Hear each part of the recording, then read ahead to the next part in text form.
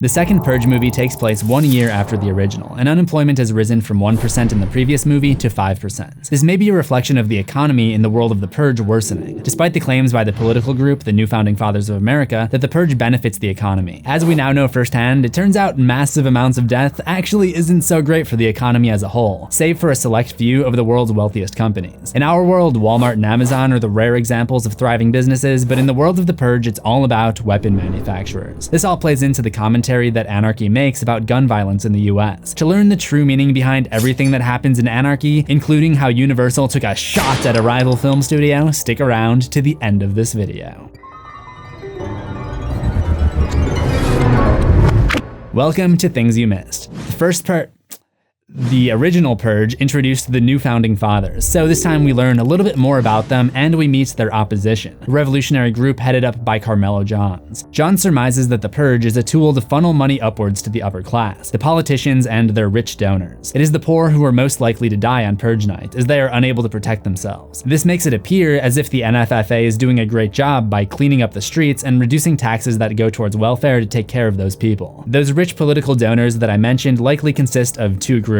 Those who sell security, as we saw in the previous movie, and those who sell weapons, which we start to see in this movie. Everyone wants to get in on the so-called holiday sales trend. Even the street vendors try to sell Eva weapons as she walks home, telling her she needs them as protection, as casually as tourist shops might tell vacationers that they need an item to commemorate their trip. And these are the same stalls that you might find in LA selling t-shirts and postcards. The use of the Purge as a money-making tool in 2023 is really only a slight exaggeration of what goes on in real life, where organizations like the NRA donate tens of millions of dollars per year to fund election campaigns for politicians who will do what they say. So when these weapons are used for the inevitable acts of terror, gun companies can rest assured that their politicians won't do anything to hurt their weapon sales. The satirization of American gun culture is a thread that runs through the entire movie and seemingly the rest of the series. But there are also other themes and connections you might not have noticed. Let's get into the things you missed.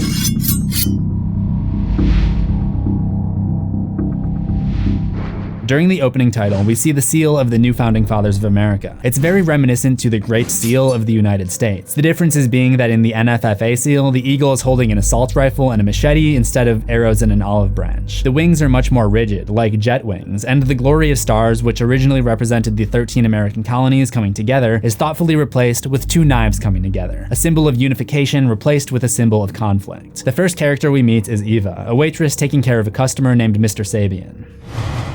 How is everything, Mr. Sabian? Great as always. Sabian is a name that director James Demonaco often includes in his movies as a director's trademark, but it has a special meaning in the Purge franchise, where it's often tied to a character with some kind of link to the NFFA. In The Purge, Mr. Sabian was one of the neighbors who went hunting during the Purge, and in the prequel, The First Purge, Arlo Sabian is the NFFA chief of staff. This time, Mr. Sabian is played by an actor named Vic Sabian. There's another potential reference on the TV. The news scroller at one point reads, "A drive along Oregon's coast reveals soaring sand dunes," which may be a nod to the production company Platinum Dunes. The news anchor also says that more people will partake in this Purge than ever before. I mentioned in the last episode that this is the case in seemingly every Purge that we've seen, and in Anarchy we find out why. Roll it. Tonight we take lives. We make things manageable for us. Unfortunately, the citizens aren't killing enough, so we supplement it all to keep things balanced.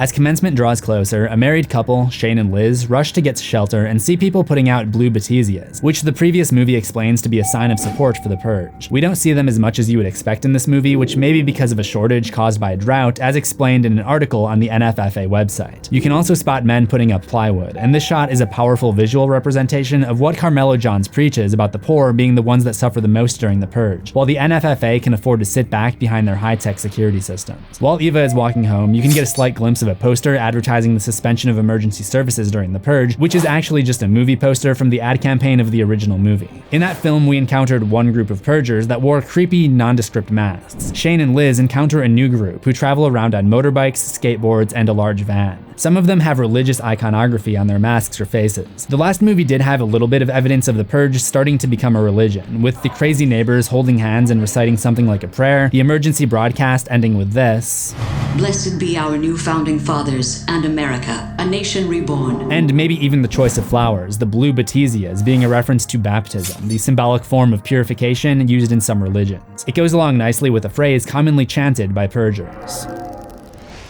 Purge and purify. Say it with me. Anarchy takes the religious parallels to the next level. I think the idea is that by making violence into a religious experience, the NFFA hopes that people will look past their morals and blindly accept it as an okay thing to do. Many people follow religion to help guide their morality, but I'm sure you can also think of examples of those who use their religion as an excuse to justify horrible behavior. Like those nutcases who try to ban horror movies. Those people have strayed so far from the light. We see the Purge become more and more intertwined with religion throughout the first 3 Purge movies. Carmelo calls this out in one of his rants. We no longer worship at the altar of Christ, Muhammad, Yahweh.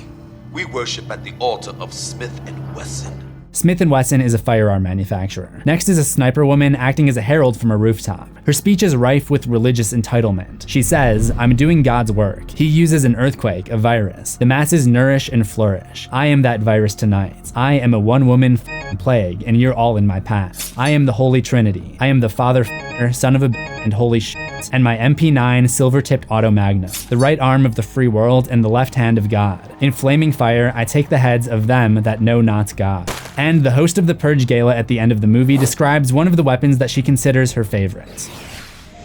It is so precise. It's as if God handcrafted it himself.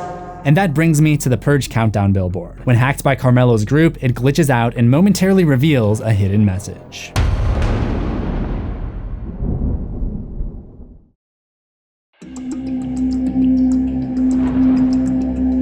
Probably the most iconic new villain in this second Purge movie is this guy, who for obvious reasons I'll just call Godhead. It seems that he's labeling himself as a god, a decider of who lives and who dies. Halfway through the annual Purge, Carmelo's revolutionary group taps into one of the video feeds of the countdown to deliver a message to the people about the NFFA. His video contains a lot of distortion and visual glitches, which seems to be purely for aesthetic purposes. One of the glitches shows new founding father Donald Talbot, and if we pause right as it happens, the word evil is written across his forehead in the same spot Godhead has written the word God. Other subliminal messages in this presentation include a message reading "Frick the Purge" and a protest sign that says "Where corruption begins." WCB may stand for Workers' Compensation Board, the state agency that provides benefits to those who get injured during work. We never hear anything more about this, but based on what we do know, it's not hard to come to the conclusion that the NFFA is using the Purge to take out people that were injured on the job so that they don't have to pay them. This would be yet another example of the Purge disproportionately affecting the working class. Speaking of which, you know, we don't have a whole lot of time before commencement, Shane. All right, we'll be fine.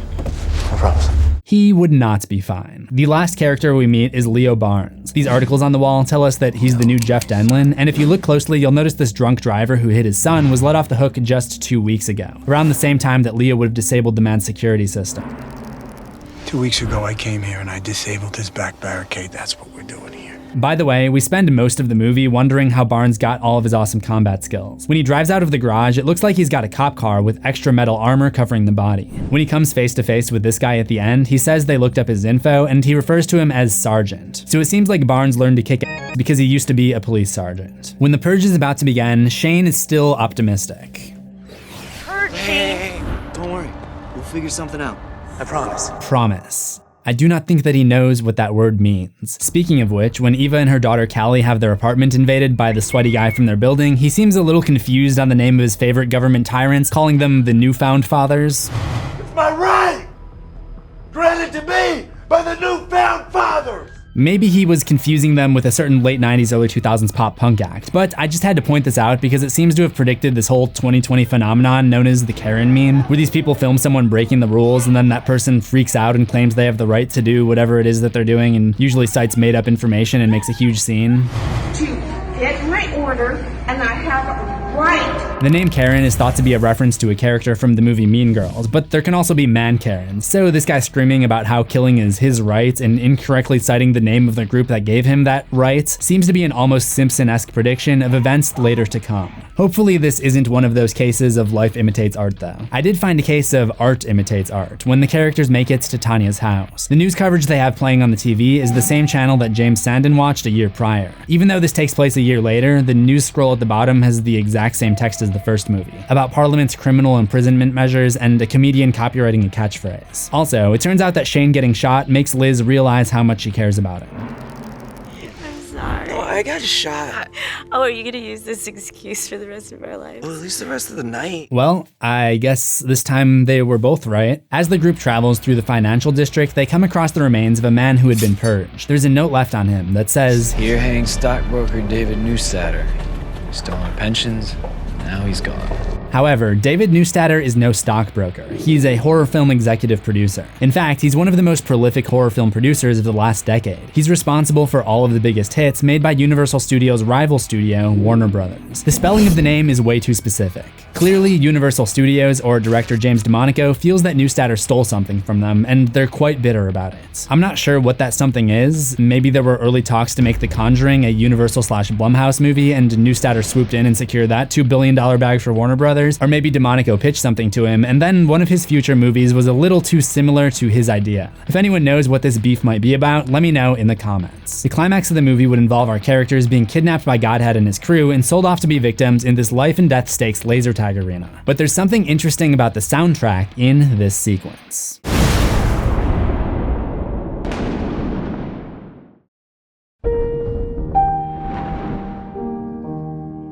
After being kidnapped and sold to rich NFFA associates who hunt people for sport, the main group is put on display to be sold off along with 3 other victims. And to add credibility to Carmelo's theory, all 3 of them are dressed in clothes you'd typically see on a homeless person. Also, the music being played during this gala is a classic piano piece by Chopin, much like how the series opens with a montage of purging set to a classic piece by Debussy. After Shane is picked off by one of the bad guys, speaking of potentially stolen content, the soundtrack here sounds exactly like a Green Day song.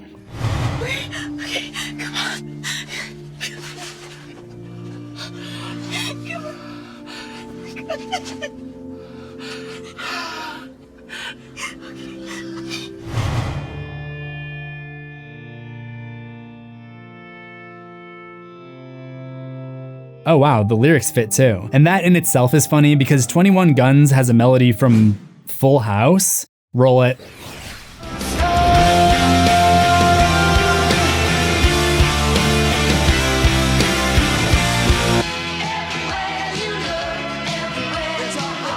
So yeah, that's how the Purge Anarchy connects to Full f***ing House.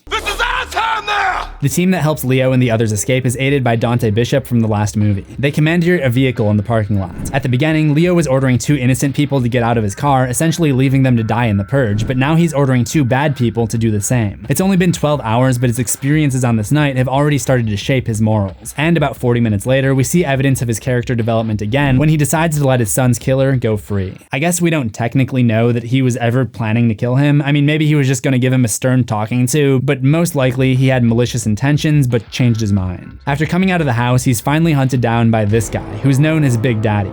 Not that Big Daddy. Not that Big Daddy. That's Big Daddy. It's here that Barnes learns that the NFFA interferes with the Purge, and this may have been the moment that inspired him to fight against the NFFA by going into security work and protecting their political opponents as seen in the next movie. The final sirens sound and Leo is rushed to the hospital. I think we now know that this is maybe the most unrealistic part of the Purge since we've now seen how bad things can get when hospitals all reach capacity. In the credits, there were a few hidden cameos from the first movie, like the interface of a Sandin security system, the group that broke into the Sandin's house, and James Sandin himself. At the beginning of this video, I mentioned how the Purge Anarchy is a social commentary about gun violence in the US. Demonaco himself has talked about how it explores the idea that if there was no governments, then what would dictate our morality? We see that some people will try to take the law into their own hands. We see those without guns of their own being the most vulnerable targets, but when given a weapon, they fight violence with violence. Because if you can't afford one, you can't really protect yourself through any other means. The Purgers will find you. It starts with just the gun lovers, but we see participation in the Purge grow year over year as the groups being gunned down start to retaliate. And ultimately, allowing this to go on year after year causes things to devolve into complete